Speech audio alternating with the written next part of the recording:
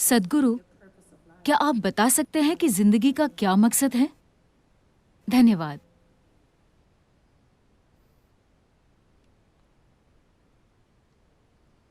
क्या अच्छा नहीं है कि अगर कोई मकसद ना हो तो आपको कुछ भी पूरा नहीं करना, आप बस जी सकते हैं?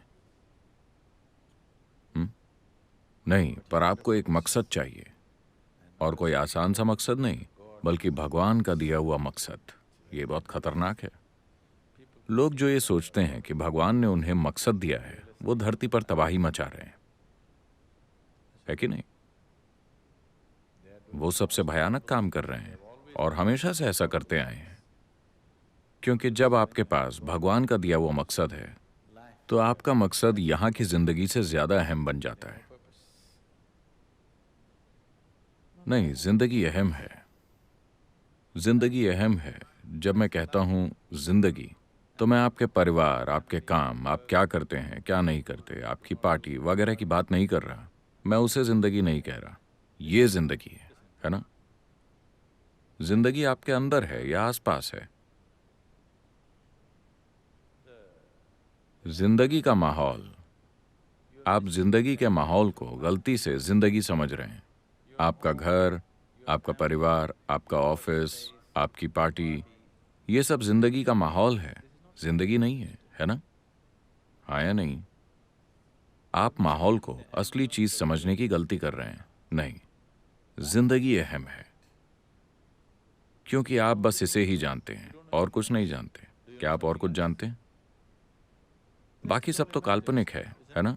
बस यही है जो धड़क रही है, जिंदा है, और यही सब कुछ है। तो क्या ये अहम है? ये सबसे ज्यादा अहम है। आप एक व्यक्ति के रूप में नहीं, वो अहम नहीं है, लेकिन आप जीवन के एक हिस्से के रूप में, ये बहुत अहम है। क्योंकि वही हर चीज का आधार है। जब मैं कहता हूं कि वही हर चीज का आधार है, आपके लिए ब्रह्मांड का अस्तित्व है, क्योंकि आप हैं, है ना? हाँ या ना? आपके लिए दुनिया का अस्तित्व है क्योंकि आप हैं, वरना आपके अनुभव में इसका कोई अस्तित्व नहीं होता। इसीलिए हर तरह से ये अहम है। तो इसका क्या मकसद है?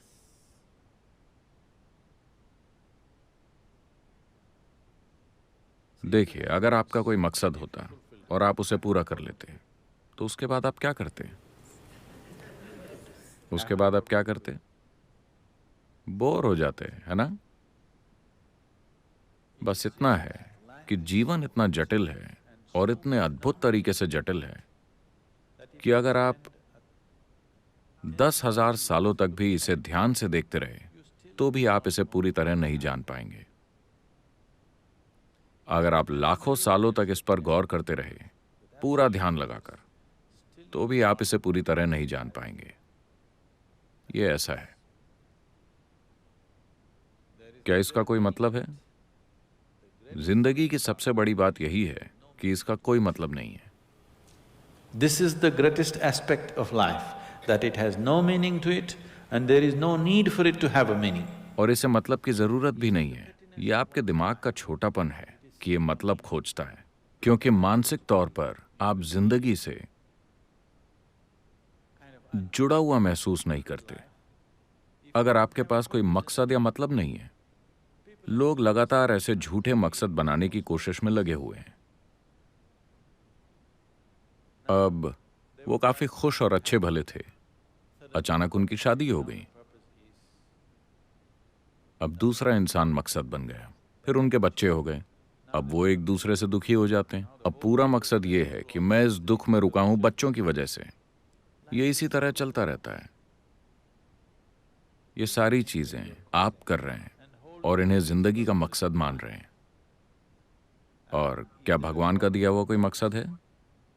अगर भगवान को पता ही ना हो कि आपका अस्तित्व है, तो नहीं, बाय चांस उन्हें पता ना हो, तो इस विशाल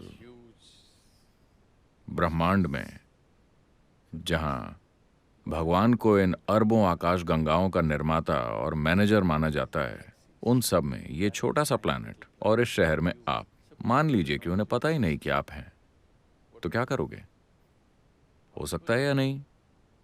माफ कीजिए, मैं ऐसी बुरी बातें कर रहा हूं, पर यह हो सकता है कि नहीं? क्या होगा अगर उन्हें पता ही ना हो कि आपका अस्तित्व है? क्या होगा अगर आपके लिए उनके पास कोई प्लान ना हो? मान लीजिए कि उनके पास कोई प्लान नहीं है, आपके लिए खास प्लान। ऐसी चीजों में मत फंसिए।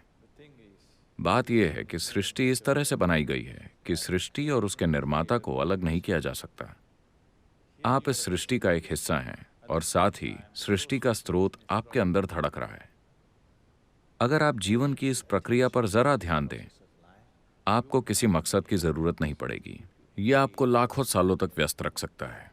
यहां इतना कुछ हो रहा है, इतना कुछ, मतलब इतनी सारी अविश्वसनीय चीजें अभी यहां हो रही हैं। अगर आप जरूरी ध्यान दें, यह आपको लाखों सालों तक व्यस्त रख सकता है या ज्यादा भी। अभी मकसद की जरूरत इसलिए पड़ रही है क्योंकि आप अपने मानसिक ढांचे में फंसे हुए हैं, अपनी जीवन प्रक्रिया में नहीं, अपने मन में। आपका मानसिक ढांचा उस सीमित जानकारी से काम करता है जो उसने इकट्ठा की है।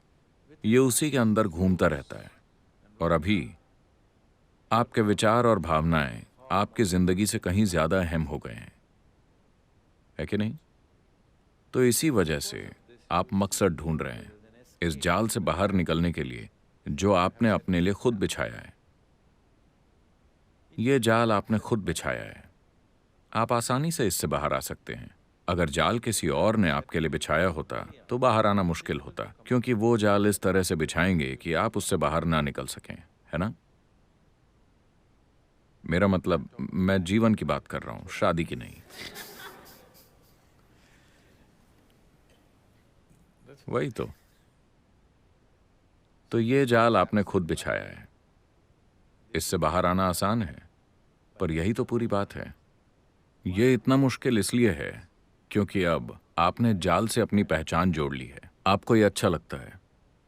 आपको ये अच्छा लगता है क्योंकि ये आपको कुछ मायनों में सेफ्टी और सिक्योरिटी और प्रोटेक्शन और एक अलग पहचान देता है। अगर आप अपने चारों तरफ एक सुरक्षा कवच बना लेते हैं तो वो आपको सेफ्टी देता है, पर आपको कैद भी कर लेता है।